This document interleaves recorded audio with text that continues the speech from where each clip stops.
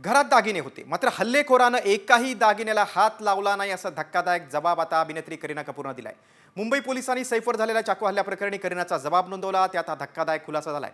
घरात शिरलेला हल्लेखोर खूप आक्रमक होता. अनेक वेळा त्यानं सैफवर चाकू हल्ला केल्याचा जबाब करीनानं दिलाय. हल्ल्यानंतर करीना कपूरला मोठा धक्का बसलाय. त्यामुळे बहीण करिश्मा कपूर तिला आपल्या घरी घेऊन गेल्याची माहिती सूत्रांनी दिली. करीनाचा जबाब आहे की हल्लेखोर घरात आला तेव्हा खूप आक्रमक होता. आक्रमक हल्लेखोरानं सैफवर अनेक वेळा वार केले. बचावासाठी आम्ही सर्वजण 12व्या मजल्यावर कसे बसे पोहोचलो.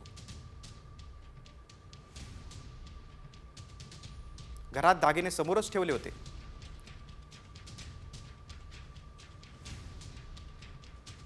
आरोपीने दागिन्याला हातही लावला नाही.